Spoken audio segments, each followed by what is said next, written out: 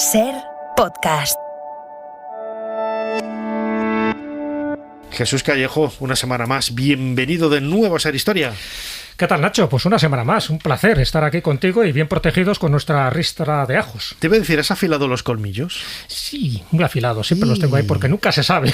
Nunca se sabe con lo que te vas a encontrar. Sí, porque estamos de celebraciones. No, a ver, no son guarismos de estos exactos, clavados, no es el 100, no es el 50, pero bueno, porque nos da la gana a mí, lo hacemos, ¿no? Que es el 110 aniversario de la muerte de Bram Stoker el 20 de abril y luego en mayo la publicación, ¿no? Los 125 años de la publicación de la novela más celebérrima de Bram Stoker, Drácula. Así es. Estamos de celebración y si no, pues no la inventamos, o como tú decías... Que lo tengo por aquí, no lo he sacado. Siempre sacamos aquí el queco. Sí, de esto que estás escuchando es la mochila. Sí, el ataúd no lo he traído, pero tengo aquí la bolsa de quecos. Con Tierra Santa y con el kit antivampiros. Soy vampiro. La verdad es que es un personaje muy llamativo, los dos, Bram Stoker, el autor, y la novela como tal. Porque fíjate que es una novela, bueno, más o menos tardía, ¿no? Porque hasta 1897 no se publica, pero está considerada la novela de terror más hermosa de toda la historia de la literatura. Es muy bonita. Yo me la leí con 13 o 14 años. No, un poco más. 15 años. Y ya no volviste a ser el mismo. No, pero joder, fíjate, me la leí de un tirón.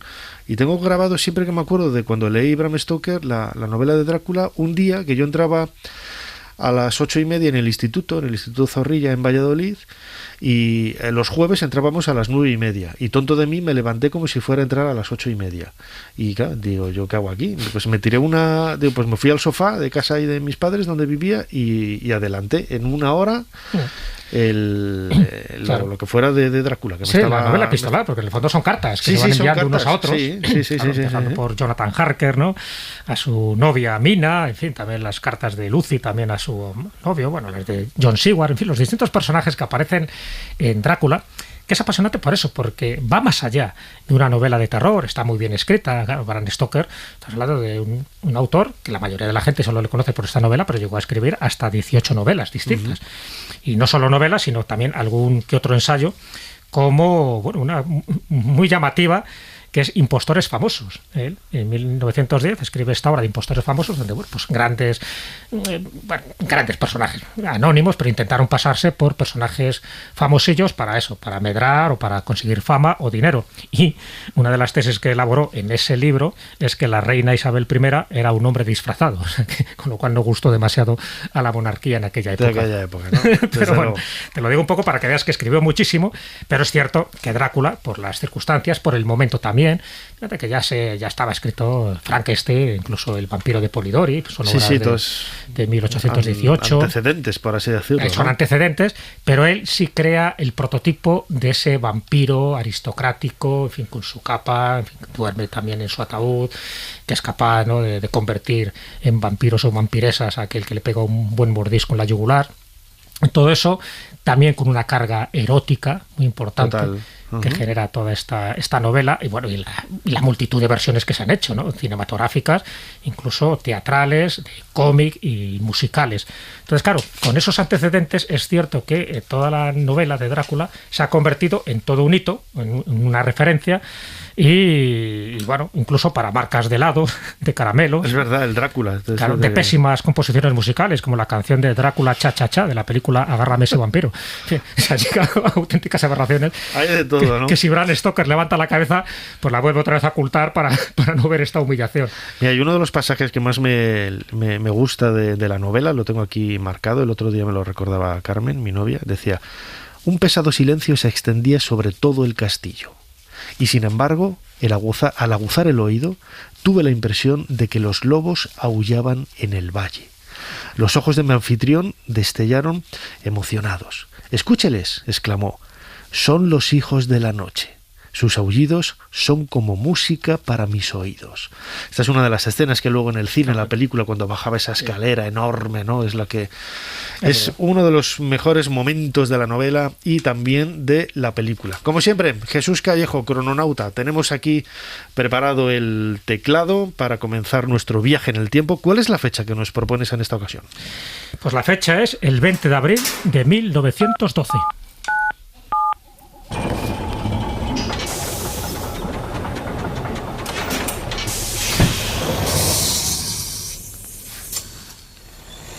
Adelante, pasen. Jesús Callejo les está esperando junto al cronovisor.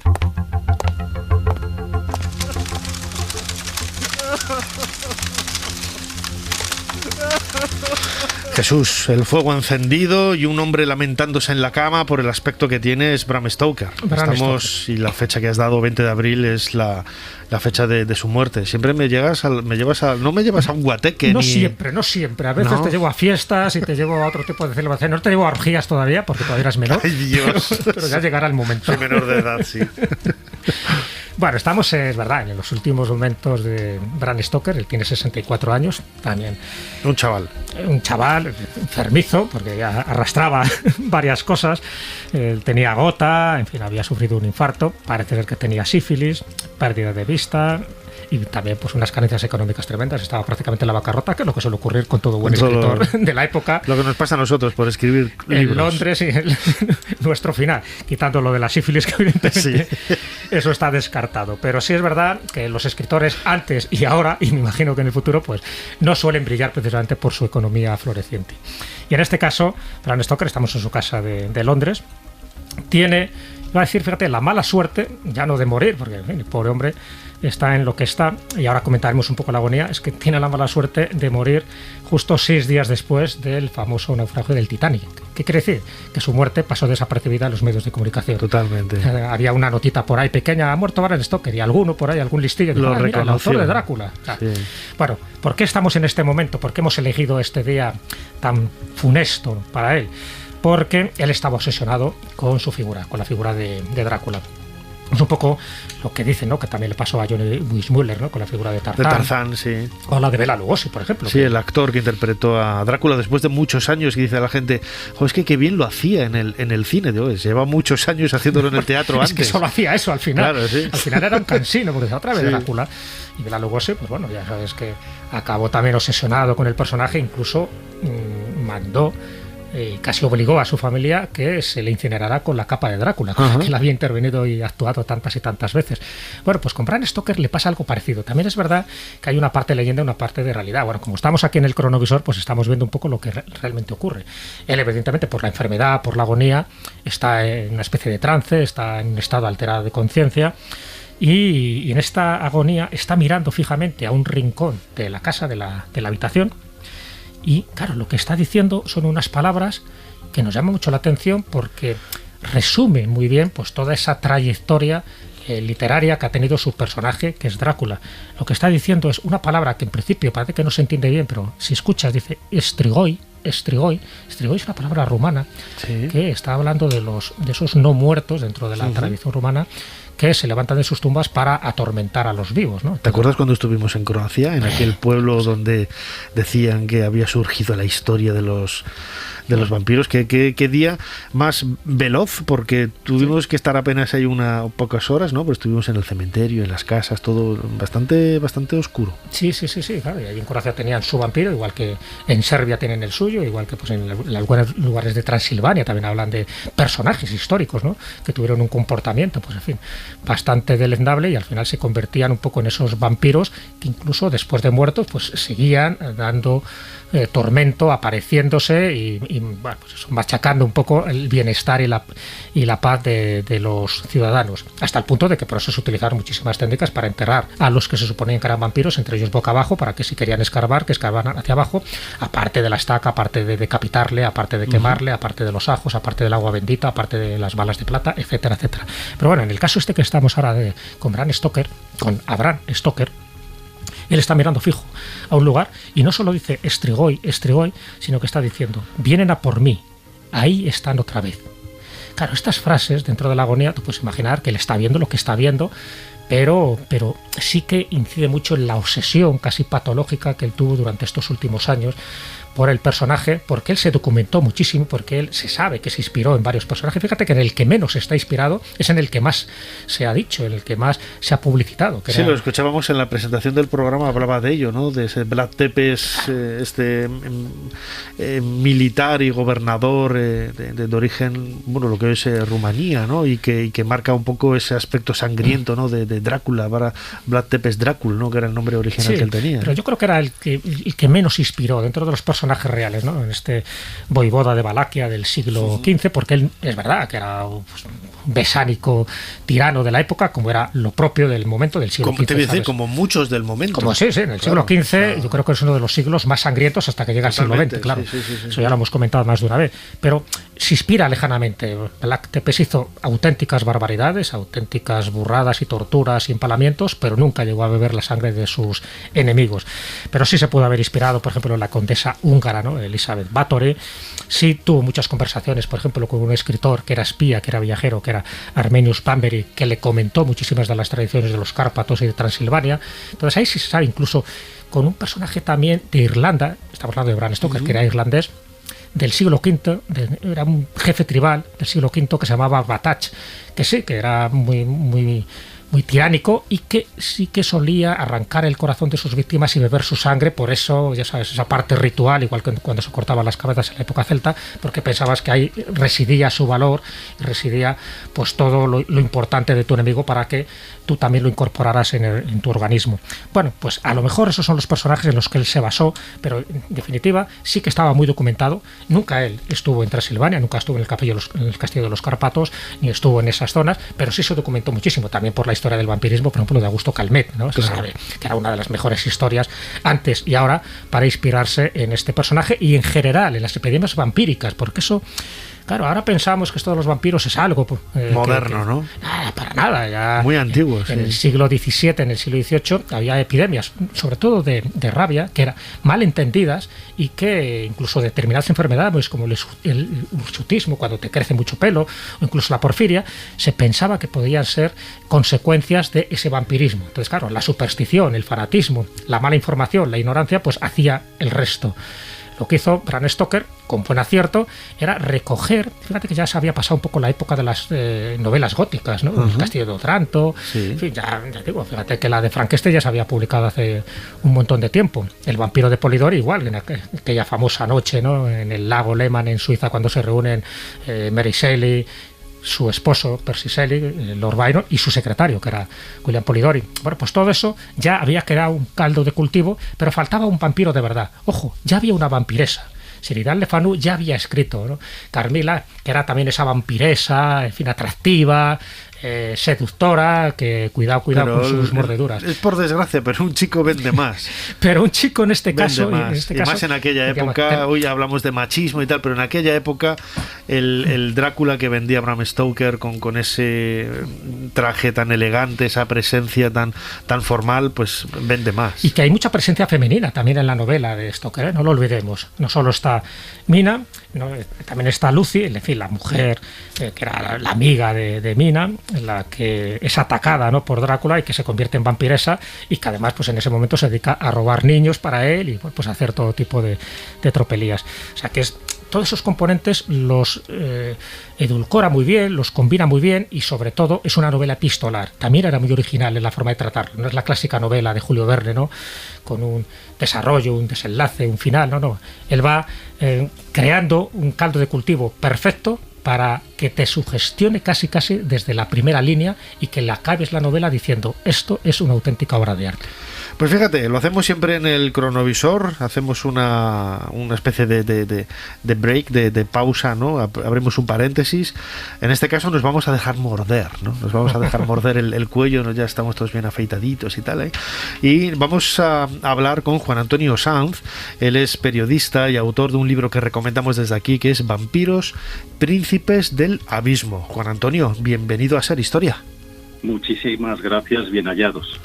Juan Antonio, lo comentaba ahora Jesús Callejo, nuestro crononauta, lo vemos como una especie de icono contemporáneo, sí, pues algo muy, muy cotidiano, ¿no? Algo muy normalizado, ¿no? El mundo de los vampiros, etcétera, pero ya en aquella época, cuando Bram Stoker publicó su novela, vamos a celebrar ahora los 125 años, los vampiros ya eran conocidos.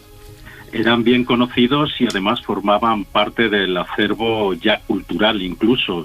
Además de Drácula, podemos recordar novelas como Carmila o relatos como El vampiro de John William Polidori. Es decir, desde hacía ya más o menos un siglo, un poquito más, los vampiros habían empezado a formar parte de la literatura y de la cultura europea.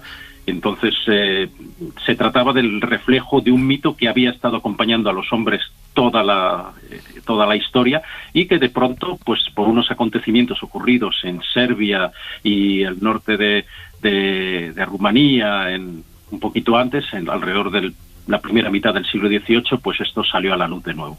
Uh-huh.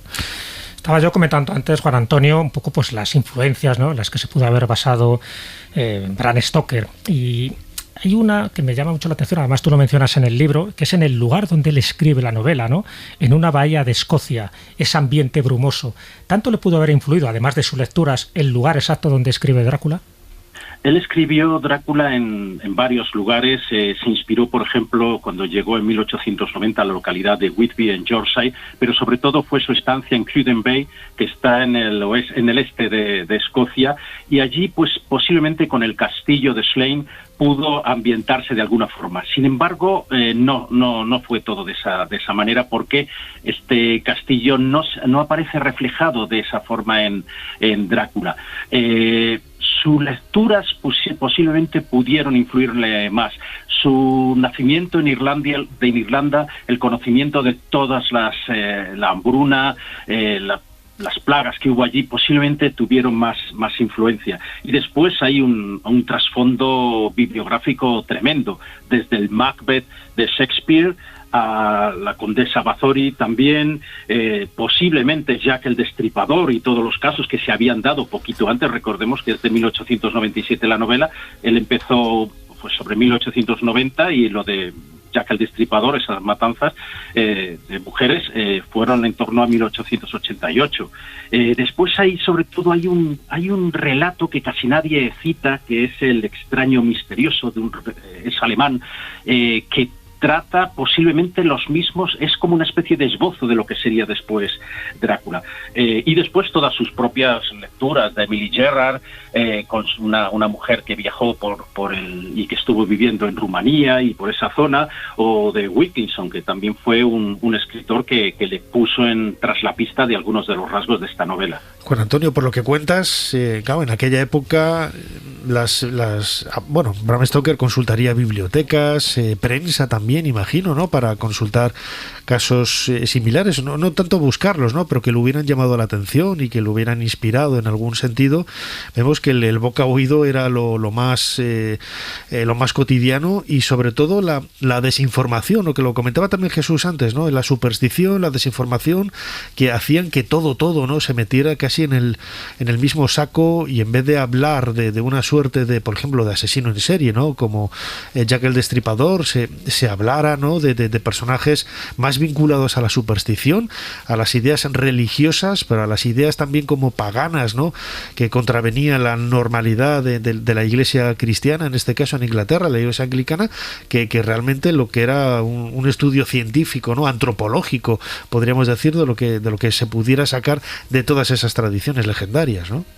Es así, y además, fíjate que Drácula, cuando apareció, no fue condenada siquiera ni criticada por la Iglesia, ni por la anglicana, ni por la católica, a pesar de que, según algunos autores, por ejemplo, su biógrafo David Scull, él se refiere a Drácula como una verdadera misa negra en forma de libro. Tiene un montón de aspectos ocultistas, una inversión justificada o no de los valores cristianos que podrían haber sido calificados como no ya como heréticos, sino totalmente satánicos en su época. Y sin embargo no fue así. No fue así porque además Drácula bebe en algunas tradiciones, no solo en las rumanas, que es donde se desarrolla parte de la novela, en Transilvania, sino sobre todo cuestiones de vampirismo que podrían leerse en los relatos y las leyendas de Gran Bretaña y sobre todo de Escocia también y de Irlanda.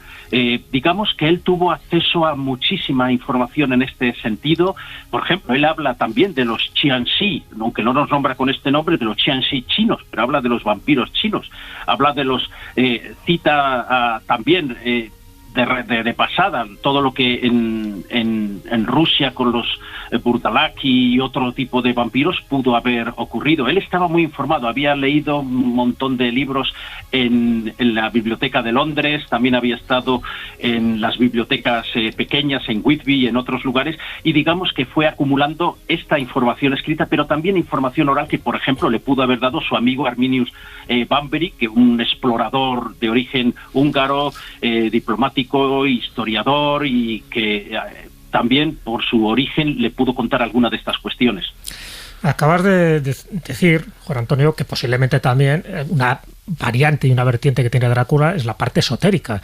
Bueno, sabes que hay toda una historia alrededor de Bram Stoker que no está confirmada si perteneció o no perteneció a Golden Dawn. Me interesaría saber tu opinión, si él estuvo también con MacGregor Matter, con Dion Fortune, con Arthur Machen, en fin, con Butler Yeats, con Conan Doyle, con tantos y tantos que formaron parte de esta organización secreta, la Aurora Dorada o Golden Dawn, y uno de los libros que más influyó a Bram Stoker, que era el libro de la magia sagrada de Abramelin, El Mago. Es decir, es verdad, esos dos aspectos, estuvo en la Golden Dawn y este libro fue como un acicate para la parte esotérica que tiene la novela.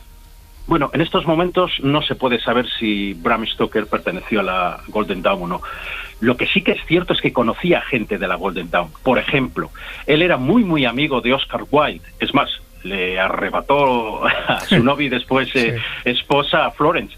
Pero es que también era muy amigo de la que fue después esposa de Wilde, Constance. Y Constance sí era miembro de la Golden Dawn, y a través de ella y de otras personas sí que es casi seguro que tuvo que acceder a algunos de los textos, o sobre todo algunas de las de los planes y de algunas de las tramas que se movían en torno a esta sociedad secreta de un signo muy esoterista y ocultista, al contrario de los antiguos Rosacruces, en los que también se inspira esta sociedad, pero que hacía gala de tratar algunos aspectos un poco más enrevesados. Has hablado del libro sagrado de la magia de Abramelin, que fue uno de los grimorios fue MacGregor, uno de los fundadores de la Golden Dawn, de la Aurora Dorada, quien lo tradujo, y ahí aparecen maneras de desarrollar unas técnicas para resucitar a los muertos. Por supuesto nadie lo logró hacer, quizá porque uno de los libros de la magia sagrada de Abramelin no fue traducido del todo, posiblemente era donde estaban las claves, no lo sé. Es una historia desde luego fascinante, ¿no? La podemos descubrir en este libro, Vampiros, Príncipes del Abismo, de nuestro invitado Juan Antonio Sanz, que ha estado compartiendo con nosotros su conocimiento y su pasión, ¿no? Se le nota al escucharlo, seguro que se le han afilado un poquito los colmillos en los últimos minutos hablando con nosotros. Lo dicho, Juan Antonio Sanz, como siempre, muchísimas gracias una vez más por habernos ayudado a hacer un poquito más de historia. Muchas gracias a vosotros, y ya se sabe, donde marca la sangre ahí hay que ir. Y a protegernos. Gracias, Juan Antonio. Muchas gracias.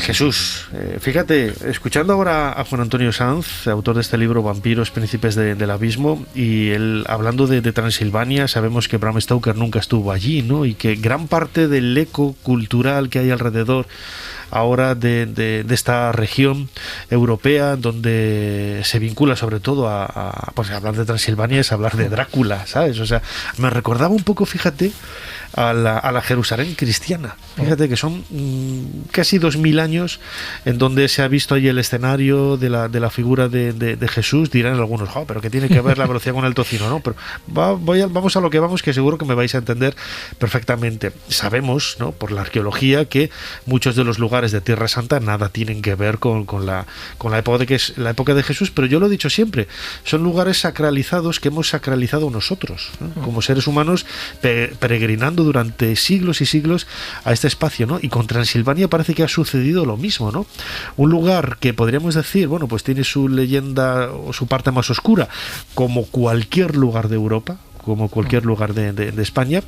En cambio, el hecho de que en los últimos 125 años, desde la publicación de Bram Stoker, de Drácula, se haya visto ahí el foco a partir del cual surgió el mito de Drácula, lo ha convertido también en un lugar sagrado, ¿no?, entre comillas, para todos esos seguidores, ¿no?, de la figura de este vampiro. Claro, y de hecho hay una ruta, no es una ruta santa como pasa en Jerusalén, sí, pero es una ruta draculiana, donde evidentemente no tanto por los lugares que aparecen en la novela, que también, sino por los lugares en los que vivió Black Tepes, ¿no?, este príncipe o voivoda de Valaquia. Entonces, pues el castillo de Bran, en fin, en distintos lugares de Rumanía se han convertido, lógicamente, como un reclamo, ¿no?, para el turismo.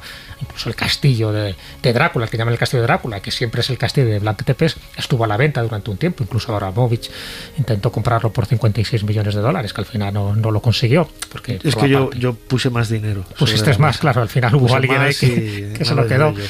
Han intentado hacer un parque temático, Draculandia, ¿no?, que no llegó. Eso ya suena un poco a coña, ya. Sí, pero bueno, pero al final es cuestión de dinero. Sí, es una cosa así. Buscan distintos elementos que forman parte, por una parte, de la tradición rumana y húngara.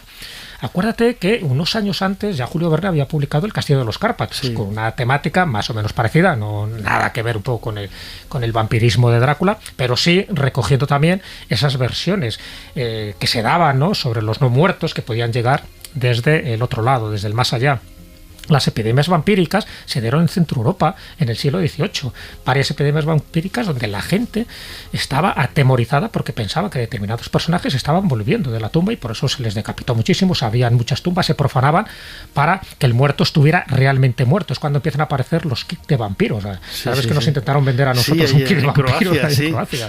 Sí, es verdad. Con agua bendita y la pistola y las balas de plata. Si fuera de plata de verdad ya valía su precio. Desde luego, sí.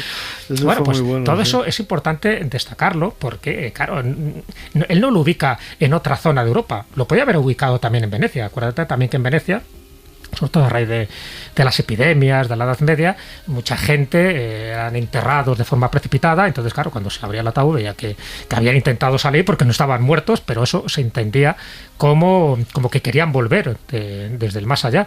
Acuérdate de la vampira de Venecia, por ejemplo, ¿no?, que la pusieron un ladrillo, una piedra en la boca, precisamente como conjuro para que no pudiera morder. Sí, a veces se les cortaba también las piernas para que no echaran a correr, se les ponía boca abajo para que fueran hacia el centro de la tierra si querían huir en vez de salir hacia el exterior. Lo típico ya de enterrarlos con una estaca, ¿no?, en el corazón. O sea, es... Sí, todo ese tipo de cosas que él sabía. Por eso digo que Bram Stoker se documentó, no es el clásico personaje que bueno, voy a hacer una que está de moda ahora, ¿no? Eso no estaba de moda, pero él lo convirtió y hizo que fuera de moda. Él ya había publicado, ya digo, alguna que otra novela donde, por ejemplo, Egipto tenía mucha importancia. O sea, ya digo, dentro de sus novelas, en una de ellas sí que hace referencia a momias de reinas egipcias que resucitan, que vuelven a la vida, que se utiliza la telepatía, ¿no?, los viajes astrales también, y estoy hablando de La joya de las siete estrellas, una novela de 1904. Hay una película de la Hammer de los años 60 que se llama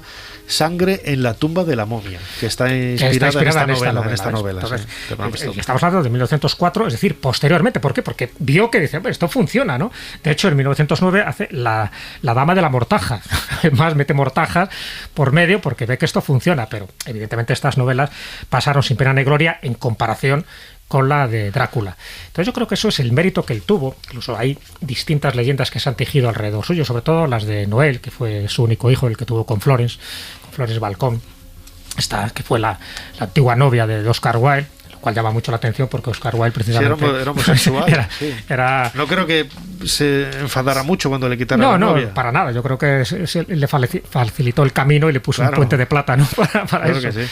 Pero una de las cosas que cuenta Noel, su hijo y también pues algunos familiares, es cómo les surge la idea de Drácula. Porque bueno, vale, sí, estaba inspirado, ya sabemos un poco los referentes literarios, ¿no? De Sheridan Le Fanu, Carmila, en fin, todo esto, ¿no?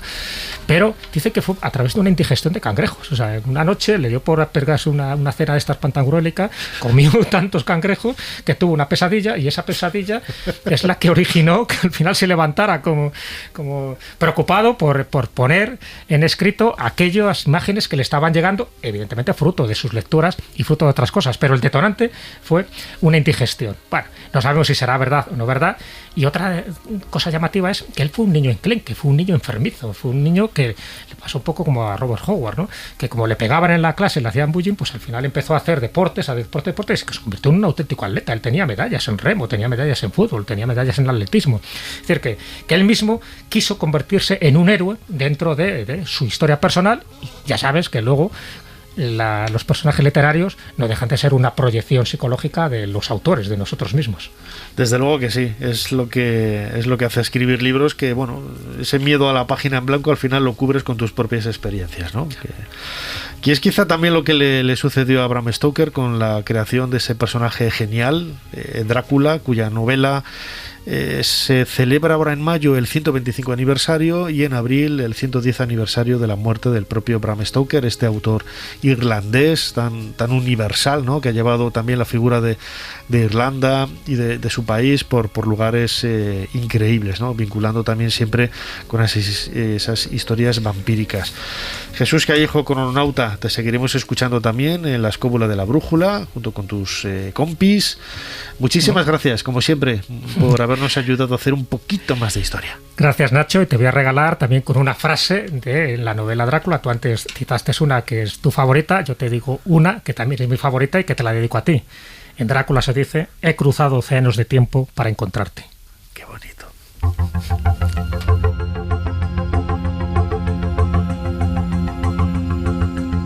Suscríbete a Ser Historia. Todos los episodios y contenidos adicionales en la app de Cadena Ser y en nuestros canales de Apple Podcast, Spotify, iVoox, Google Podcast y YouTube. Escúchanos en directo en la Ser los domingos a la 1:30 de la madrugada. Cadena Ser.